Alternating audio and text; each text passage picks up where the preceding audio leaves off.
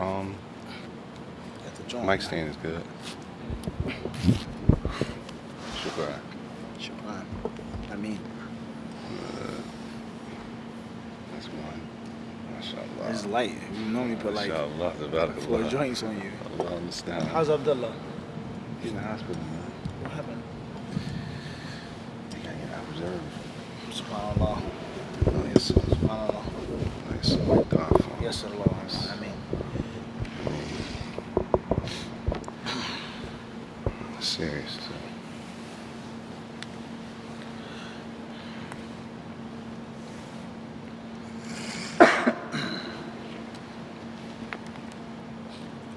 Sorry, I put these over here. let me see. Now, wait till you start to cut it on. Alright, so you came late, so off the mic. Cut it off.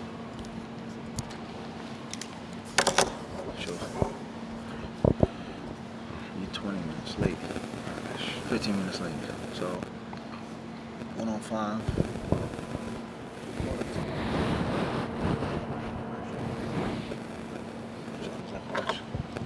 Disclaimer. I don't think I had to get up and run around, so don't. It's like, fellas. Disrespectful. The other man, yeah.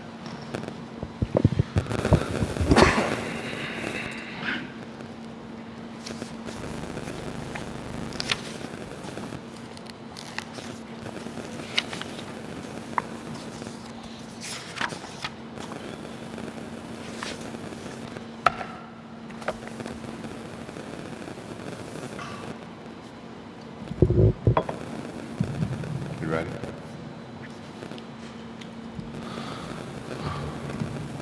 بسم الله الرحمن الرحيم الحمد لله رب العالمين الصلاة والسلام على أشرف الأنبياء والمرسلين نبينا محمد وعلى آله وصحبه أجمعين أما بعد. Firstly, jazakumullah khair for everybody coming, for the invite. And to get right into the topic, inshallah ta'ala, how is the legacy lost of Tasfiya wa Tarbiyah? And this could be discussed in many, many, many different ways. There's a lot of ways to discuss this topic. How are these two basic ideas or fundamentals left off? Why? And to start, these reasons that I mentioned today are mentioned in a book of Aqidah, a book surrounded on Aqidah, but it's not restricted. These reasons are not restricted. These reasons come under the chapter Al-Inhiraf an al-Aqidah al-Sahiha. Why do people deviate, go away from the correct belief? And some of the reasons why it's important to know why people went away from the correct basic beliefs in Al-Islam. So, firstly, the first reason, and this reason covers a lot of different areas. So don't hold the wording of Aqidah that it doesn't enter into another chapter. The first reason, al-jahl bil-aqidah as-sahiha. Ignorance, the lack of knowledge of the correct belief system, right? Now, we're talking about at-tasfiya wa tarbiyah. Why did people leave, and why was it lost? And why do people stop giving it any attention? Based on the same thing could be used, al-jahl, the importance of ignorance of the importance of at-tasfiya, ignorance of the importance of at-tarbiyah, not knowing the level and the seriousness of knowing the fundamental principles in al-Islam, not knowing the seriousness of knowing the basics. As we say, skipping first base and going to third base, right? Or going to left field before coming to first base, not knowing the basics before stepping up to a higher level of information and knowledge. So number one, al-jahl, ignorance. بسبب الإعراض عن تعلمها وتعليمها. And not learning and not teaching. Not learning and not teaching. And this is coming under Aqidah, but this applies in other areas as well. Why would a person, how do people forget? How do people forget the importance of returning back to the basics in Al-Islam? Ignorance of the importance of the basics in Al-Islam. Ignorance of the importance of the arkan of Islam. Lack of knowledge of how important the pillars of Iman are. Not knowing how important the pillars of Iman are will leads people to discredit or overlook, a lot of times, overlook the importance and the status that these arkan, that these pillars have in the religion.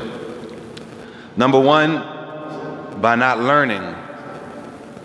And this is a problem that we face today. We have a shortage of what we call students. We have a shortage of people who really want to take it to the next level as far as learning Islam, as far as learning and dedicating a serious portion of their lives to Al-Islam. And a lot of this, brothers and sisters, a lot of this starts with the parents. We can't really blame kids. It starts with the parents. That we have to be people who prioritize that learning the basics of Al-Islam has to be a priority to the parents, so that the children see it to be a priority. Right? It has to be a priority to the parents that the children know and understand how to recite the Quran. If there was a Quran program, the kids are not going to drive themselves to the Quran program every day. The parents are going to get up, take the time out of their day to drive their children to the Quran program. The parents are going to be the ones who sit around for an hour or 2 hours and wait for the Quran class to be over, to go back, pick up the children and bring them back home. The parents are the ones who are going to enforce the revision in the house. All of this comes from the parents, firstly, because we all know that the kids is, mashallah, it's easy. It's easy. They pick up so fast. They're like sponges. It's easy. But who are gonna be the people who encourage that? When does it become a priority to the Muslim that our children have to understand the basic fundamentals? And then the next step, when does it become a priority that we want our children to be on the next level as far as learning? That we want to take time out to let our children dedicate a portion of their lives, and that's something respectable. That's something respectable to do, to learn. Because all of this, not learning, the lack of knowledge, goes back to the first point, al-jahl, ignorance. Ignorance, lack of knowledge, not knowing the importance of something, not knowing what that thing is. So the first thing is learning. That we have to take this as to be a serious thing. And I'll give you an example. There was a brother in my class in the language program, Hassan. Hassan was from Britain. So Hassan, mashallah, was Hafidh Quran. And when you get around people, brothers and sisters, when you get around people, when you get around a group of people and you find that it's not rare for people to memorize the entire Quran. That is normal. This is normal practice to some people.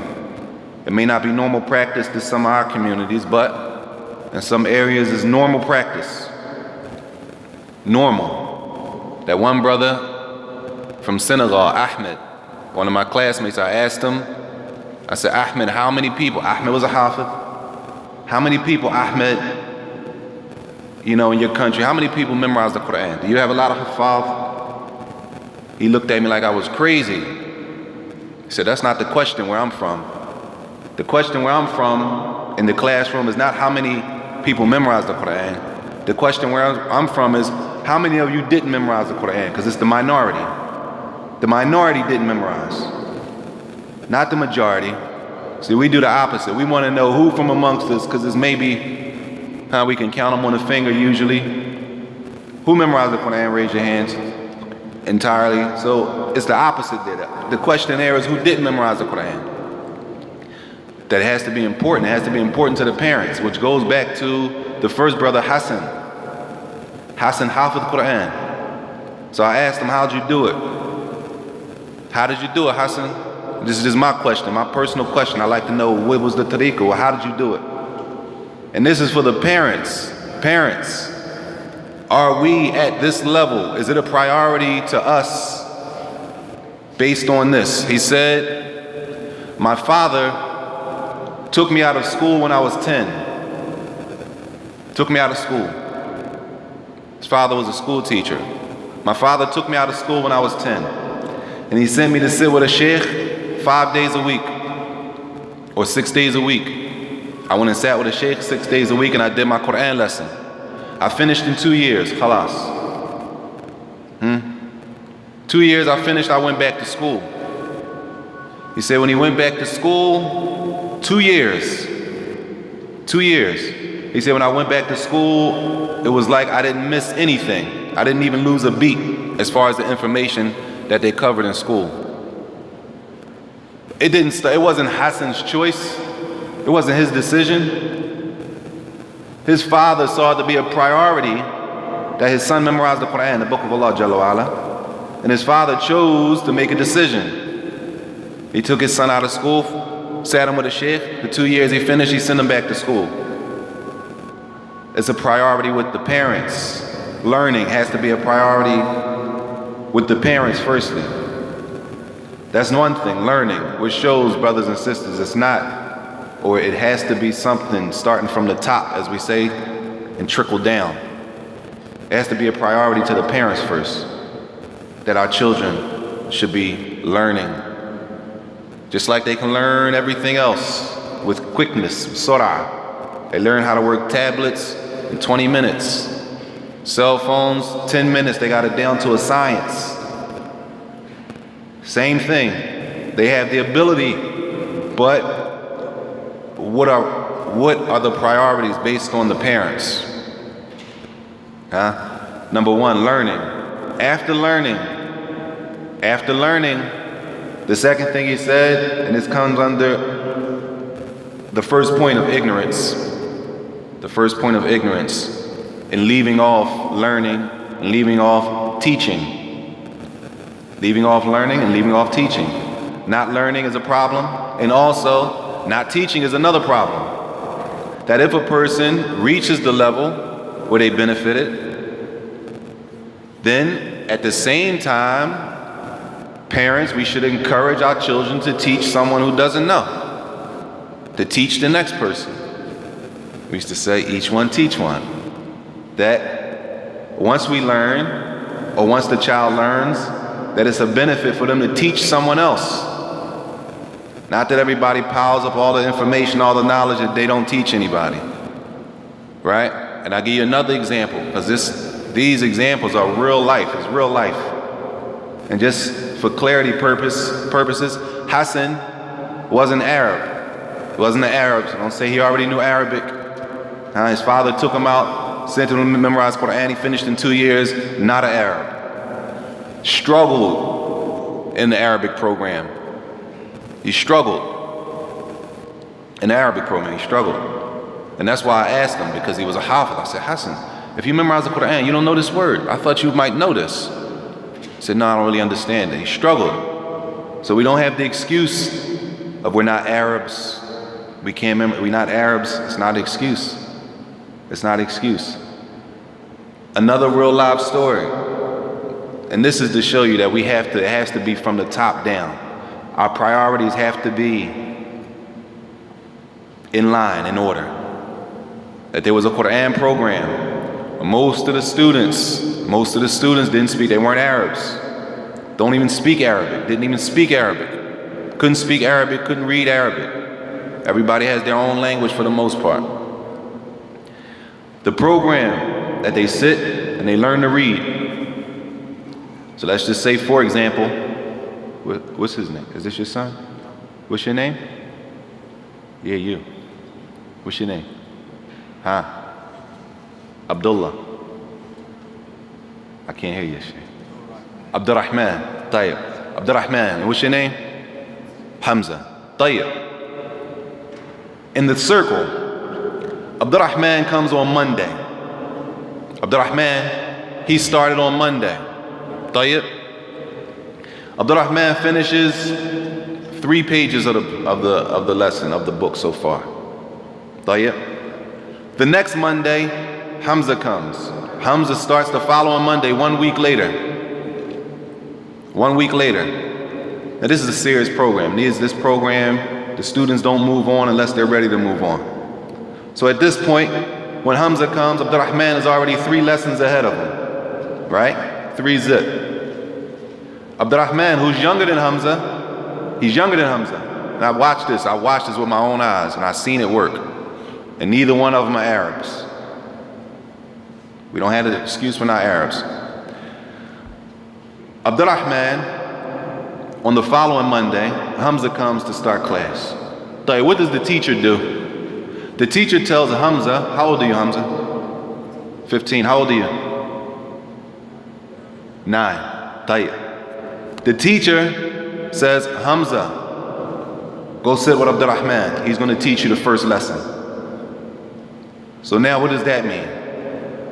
Abdurrahman, he's learned, but now he says, Abdurrahman, you're the sheikh today. Take the position of the sheikh. The sheikh sits against the wall and the students line up in front of him. Which does what for Hamza? Encouragement. Hamza feels like, mashallah, he feels like he's reached another level, encouragement to the students. And he teaches them, and it's not like he's going above his level, because the teacher doesn't allow Abdurrahman to teach unless he knows Abdurrahman is able to teach it. So at the same time, they're learning and teaching. And both of these things came under the discussion of the first problem, or the first reason for leaving the basics of Tasfiya of Tarbiyah: ignorance, not knowing the importance of the fundamentals, not having the priorities, not learning, not teaching. All of these things come under al-jahl. And these are real stories. These are not stories I'm making up. These are stories that I watch people go through with my own eyes. And I tried to find an excuse, but I don't have one. They're not Arabs, number one. What other excuse could we possibly use? We don't have time? Their parents work. Just like our kids, the parents work. There's no program. When we find a program, do we use it? It has to be priority to the parents. Priority to the parents. And I watch the parents. They come, they drop the kids off, and then they come back. If they can't make it, they find somebody. If they can't make it, if the parents can't take the kids, they find somebody, they designate somebody. If they have to pay, if I have to pay someone to make sure my child gets to the class, I'm paying somebody to make sure my child, it's a priority to the parents. All of this is under al-jahl, which includes ignorance, which includes not learning, and it includes also not teaching. Another reason for leaving, and we'll start with the mention of the book, and then we'll just apply it where it applies. Leaving the basics of Tasfiya wa Tarbiyah. Number 2, التعصب لما عليه الآباء والأجداد والتمسك به وإن كان باطلا وترك ما خالفه وإن كان حقا. The second thing is a biased outlook, or being fanatical, in which a person may have inherited from someone else, whether it's their father, their grandfather, their old teacher, something that you were taught or you were told, which is possibly incorrect. It's possible that it's wrong. We can all say that we've been taught something, we've been told something that was incorrect. It wasn't accurate, right? I'm sure everybody was told something. You find out 6 years later, 5 years later, that wasn't accurate. It could be totally wrong. It could be 50-50. It could be 70% wrong. Point being, it wasn't accurate. It wasn't 100% correct, right? But a person does what? They hold on to that, even if it's incorrect. Even if it's incorrect. Meaning, a person knows that it's incorrect. But based on their relationship to the person who told them, they refuse to go against it. They refuse. Based on the information that was relayed to them, or whoever taught them it. And I'll just use a lot right now, we're dealing with friends. Usually they're friends that we know. We have a long-standing relationship, 20 years, 15 years, maybe we go back to middle school. So if he generally tells you something or she generally tells you something, you take it, right? You believe them. If they're upright, to you they're trustworthy, right? But what about when you find out that what they said actually wasn't accurate? It really wasn't correct. It wasn't accurate. Now a person hits a crossroad. Either you gotta, what we say, go against the grain. You gotta go against the grain in that relationship, that 20-year relationship. Do we stick with the 20-year relationship, or do we go with what is correct, what has become clear to us? At that point, the relationship, no disrespect and no love lost. But a 20-year relationship does not override the truth. A 20-year relationship does not override the truth. And this is another problem. The next problem is a ta'assub, being biased based on who told you. Being biased based on who told you something. Being fanatical in the outlook, the way you look at something. Based on somebody telling you something you find out is wrong, now it's hard to go against it. But the basics of Islam is basic. Islam 101, that the Muslim is truthful. This is Islam 101. The Muslim is a truthful person, right? Truthful with themselves, truthful with Allah, truthful with the people. That if we know something is wrong, then it's wrong. Right is right, wrong is wrong. Even if that means I have to go against my childhood friend. Even if I have to stop him or stop her in her tracks and say, no. I remember you said, but that's not totally correct. I can't keep going on like that. That if a relationship allows us to go against a Tasfiya or Tarbiyah, the basic fundamentals of our religion, if a relationship allows us to do that, then we have to look at ourselves. We have to look at our own selves. We have to look at our own hearts. What is more important to us? The guidance of the Quran and the Sunnah of the Prophet ﷺ, or how we look in the eyes of this person and this person and this one. How will we be perceived with the people? Which one is more important to us? And this is for everybody to hold themselves accountable for. That everybody holds themselves accountable for this type of thing. And this is not a finger pointing session. This is not for anybody to point at the brother or the sister next to him. This is for everybody to hold themselves accountable. How much? What are our priorities? What is more important to us? The guidance of the Book of Allah and the Sunnah of the Prophet ﷺ, or how we will be perceived? Will I be accepted if I say this? Will I be accepted if I don't say what they're saying? This leads to basic conflict in the fundamentals of the religion. Basic conflict. That a person may not be able to, as we say, stand alone. They may not be able to. Meaning, Alaykum assalam wa rahmatullah. Meaning they can't. They have to go with the crowd. And going with the crowd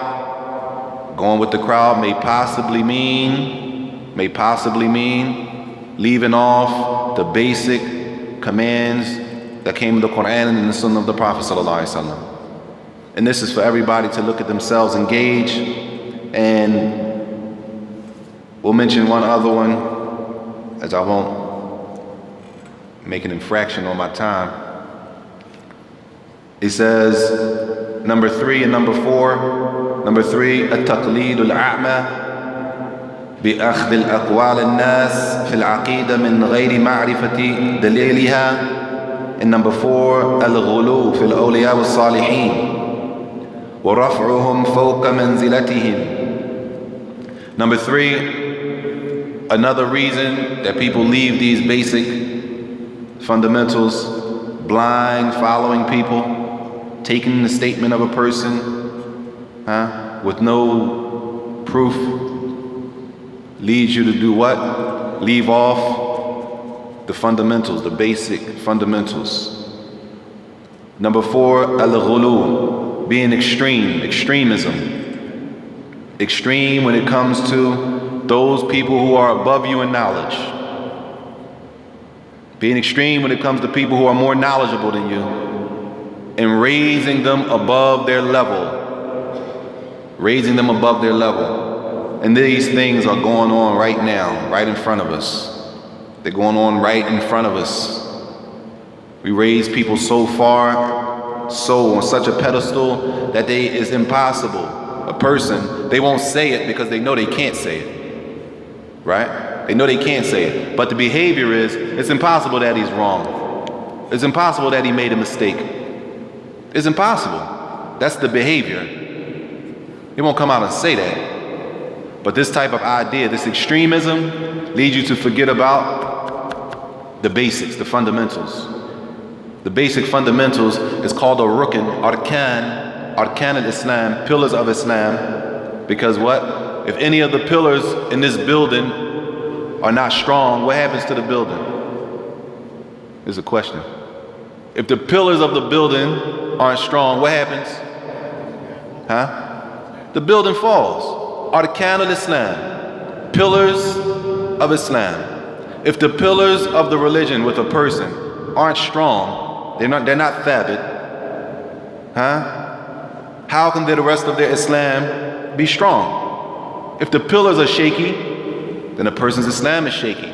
From what aspect, you never know. It'll come out. At some point, it'll come out. Arkan al-Iman, the pillars of faith.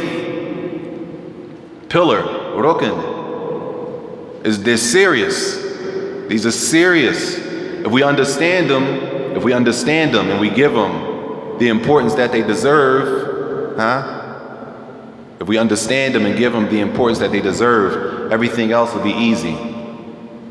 And this is why in some of the hadith, when a man came and asked the Messenger ﷺ, he asked him to tell him an action that would enter him into paradise. And the answer that the Prophet ﷺ gave the man, he said, could you tell me an action that will enter me into paradise and will keep me far away from the hellfire? Something that will enter me into paradise and it'll keep me far away from the hellfire. The Prophet ﷺ told the man, لَقَدْ سَأَلْتَ عَنْ عَظِيمٍ, that you asked a great question. This is a serious question. This is the question of the man, the Sahaba. Tell me a question, tell me an action that if I do that, it'll enter me in paradise and keep me far away from the hellfire. He said, this is a serious question that you asked. And Allah makes it easy for whoever He chooses to make it easy for. And then the Prophet ﷺ told the man in this hadith, the arkan of Islam. Worship Allah, don't put any partners, pray. And he gave him this other hadith where the Prophet ﷺ, he answered the question with basic answers, with pillars from the religion. In one question, the Prophet ﷺ, he responded with 2 of the pillars, if I'm not mistaken. 2 or 3 of the pillars. The man said, if I do this only, he said, if I do these things, and he said, I only do this, I don't add anything. وَلَا أَزِدْ عَلَى ذَلِكَ شَيْئًا أَأَدْخُلُ الْجَنَّةِ. If I do these things and I don't add anything else, will I enter paradise? قَالَ نَعَمْ. The Messenger ﷺ said, Naam. He said, yes. If you do these simple things, you'll enter paradise. The man said, Wallahi la uzid. So wallahi, I'm not going to add anything else. I'm going to do these basic things. Because I asked the Messenger ﷺ, if I do these basics, will it enter me in the paradise? And he told me yes, so that's what I'm going to stick to. The importance of the fundamentals. How do people leave them? Ignorance of the fundamentals. Ignorance of the importance of the fundamentals. At-ta'assub. Going against the revelation when we know it's wrong based on possibly a relationship. Going to extremes with people. Raising people above the level that they should be. Blind following. Accepting anything that a person tells you. Allahumma musta'an. We'll stop there. I don't want to go over my time. Any questions? Jazakumullah khair wa sallallahu wa sallam wa baraka ala nabiyyina Muhammad wa ala alihi wa sahbihi wa sallam. That's all the time we have. Yeah, I was late, yeah, Sheikh. Who's next? Huh? Sheikh Farouk. Assalamu alaikum wa rahmatullahi wa barakatuh. I'm your brother Abu Saeed. I'm from New York. I had no intention on sitting at this table, but with the hadith disciple culture, when you get a message,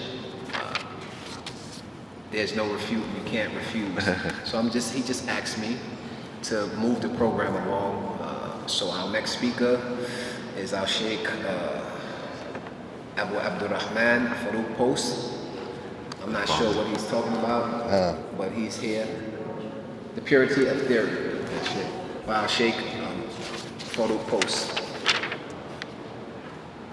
And then after his talk at 2:15, there'll be the adhan.